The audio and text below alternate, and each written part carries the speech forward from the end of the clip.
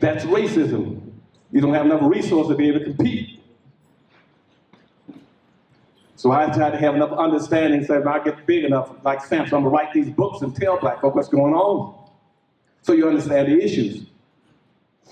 Yet out of that same time, we move to the next issue. I told you immigration is the next thing. The last thing and that fourth thing will be automation. But immigration was the third thing.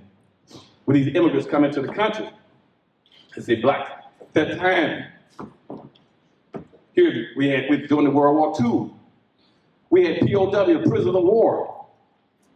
I'm a small kid. Every day I had to walk downtown to help, to earn a little money, pennies, to help the family sometimes.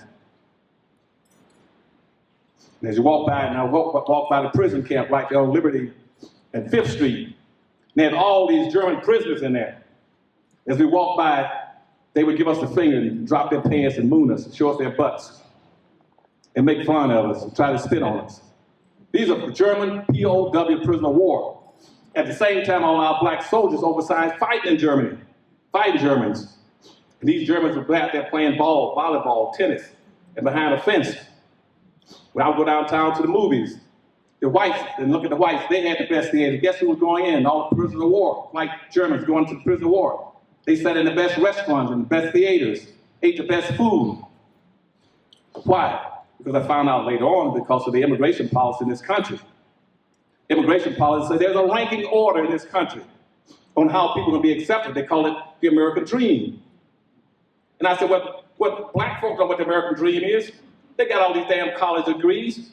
And I asked them, you know what the American dream is? No, I don't know. It's set up in the national policy in 1790, 1 year after the ratification of the Constitution. And the Constitution was ratified in 1789. And next year, the first thing that Congress did was enact what they call the first nationalization and immigration law, which set up a racial order, a ranking order of acceptance into the country, of who can come in and who could not come in. And now you come in, it's based on skin color, going white, yellow, brown, black. As you go down, it got dark. And black were the only people not permitted to come in. And the American dream, now what was the American dream? They advertised all around the world for whites to come to America, or anybody that ranking order could come to America. Hispanics, the next down in the browns, or the yellows, the Asians, they could come to the country. They could get free resources, but the bottom blacks, you couldn't get it because of an economic issue. And every white that came to the country was entitled to all the benefits of the society based on their ranking order. It started first with land. That's why Thomas Jefferson, so-called one of the earlier fathers of the country, he got over 100,000 acres of free land. They turned around and took a few lands from us down in South Carolina. But Thomas Jefferson got over 100,000 acres of free land. George Washington got over 100,000 acres of free land. Patrick Henry that says, give me liberty, give me death, got over 65,000 acres of free land. Every white person came to the country under the so-called American dream, got automatically came into the country, he can get what's called homesteading rights. Get 650 free acres of land, and get another 150 acres of free land for every slave he owned. And black folk couldn't get any, couldn't get 40 acres of a mule. You're playing against a stacked deck, and if you don't understand, you don't have an understanding of what's going on. You own and control nothing. They started about 20 railroads across the country and gave each one of them 6 miles of free land on each side of the damn railroad across America. That they turned around, and the railroads turned around and sold that land for $40 an acre later on and got rich. And all together, during the American dream, immigrants coming to the country got over 1 billion, with a B, acres of free land. When you all look at TV and you see them talking about the ranchers out west and the big, large farms out west, and you always, they got all these acres. They didn't pay for it, it was given to them. And it's been passed on from one generation to the next, when a few blacks were struggling trying to get land. You don't have any land to deal with, to grow, to build ranches and farms. And that land that was given, the 1 billion acres of free land that was given to whites free under what they call the American dream, has been passed on for each succeeding generation of whites. And every 20 years, it doubles and triples in value. And that's why right now, out of about almost $130 trillion worth of GDP product of wealth in this country, you own 1/2 of 1% of the wealth in the nation. That's why you came out of slavery. You had 1/2 of 1%, and 150 years later, you still have 1/2 of 1%. Where the average white person has 3,500 times more wealth than you. How are you going to compete if you don't know how to play the game and get some understanding what the issues are? They got anything to do with social integration. It said, are we going to be a competitive people or are we going to perish? You got to own and control resources. And so what I'm going to tell you about today, you got to learn how to play this game and learn how to fast. Time is almost run out. The door is pretty well closed now. We are now the official underclass in America. I predicted way back in the 1970s when I wrote the affirmative action plan that come year 2000, that blacks are going to be replaced by Hispanics. Hispanics met in 1974 out in Kansas City, drew up what they call a manifesto, which says by the year 2000 they would replace and supplant black folk in America. They would totally shut you down by the year 2000. They said, why are you out there demanding, crying and moaning about we shall overcome someday? They're going to say, we're going to demand today to get what we want. By flooding into the country. While they're going to demand, they can say, we're going to overwhelm while you're trying to overcome. And that's why in the year 2000 now, where we used to be second-class citizens, they made us third-class citizens. And so out in California now, you are third-class citizen. You were second-class citizen for all those years. It's gone. Now the Asians and the Arabs in the next 10 to 20 years, 10 to 12 years, they're going to kick you out of being number 3. You're going to become number 4. They're going to bind up and they're going to push you back to number 4. Now, if you think you didn't get anything from being number 2 for 500 years through slavery and Jim Crow segregation, use your creative imagination to figure out what you're going to get when you become number 4. I can tell you, but I'm not going to tell you in mixed company. That's what's going to happen to you. They're getting ready to eradicate you off the face of the earth. There are groups now around the world talking about getting rid of the non-producers, what they call the eaters, which means they eat and don't produce anything. Now, I can name a lot of organizations. And that's all this turmoil you see now.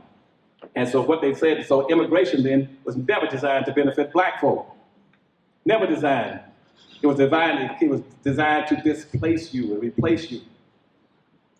And in 1970, what they did, they came up with a new concept, said not only will we displace them, but now let's take the focus off of black folk and put it on a public policy called benign neglect and political correctness. You hear people talking about political correctness, understand what they're saying to you. What they're saying to you is that you're now an obsolete labor class. You've been abandoned by your own leadership. Nobody's going to speak up for black folk in this country unless one got one fool doing it running around the country and around the world. That's Claude Anderson. He's the only one that got no damn better sense to keep fighting for black folk. Nobody's going to do. You're going to hear one black in the public office, a civil rights order, tell us we're going to do for black folk. They're going to use camouflaging terms to use. They're going to use these very broad and ambiguous terms. Figure you haven't got enough sense to figure out what it means. They're going to use these broad terms like minorities and poor folk and people of color. And what does that mean? You go and say, well, and you got black folks screaming, I'm a minority.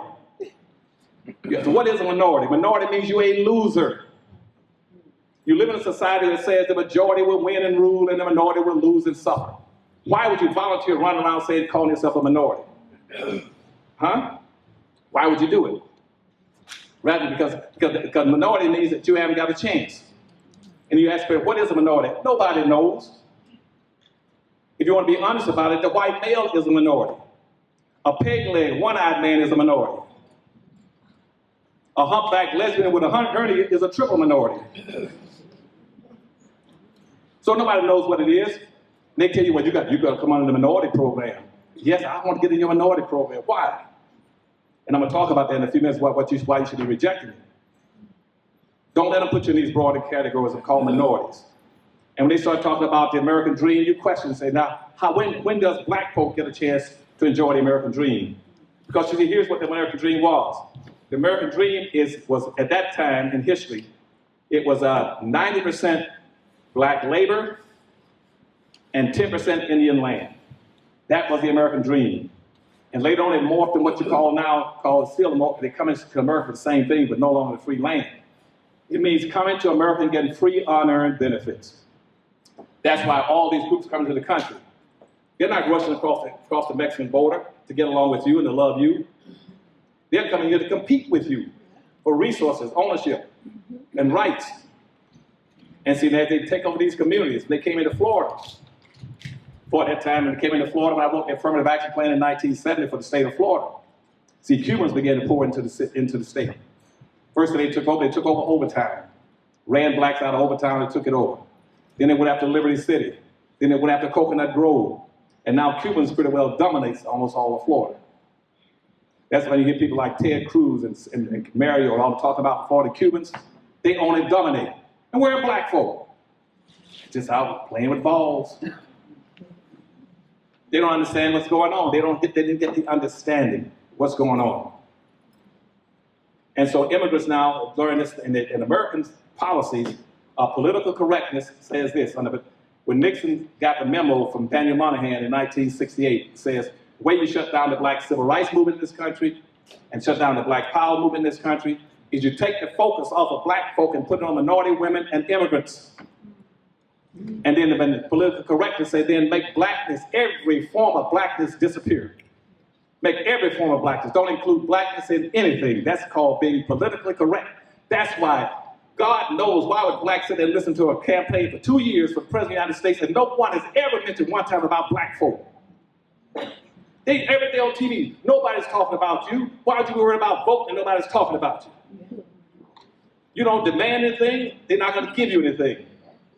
Nobody promised you anything. They always talk about what they're going to do for Hispanics, Asians, Jews, Arabs, anybody coming to America. Not one is ever going to say anything about black folk. And I'm sick and tired and disappointed to listen to black folks sit on their hunches and do nothing. Yeah. I got children and grandchildren. Get off your butts and do something. Hit the media, start raising holy cans. We ain't going for it anymore. We're sick and tired of being sick and tired of being sick and tired. Yeah.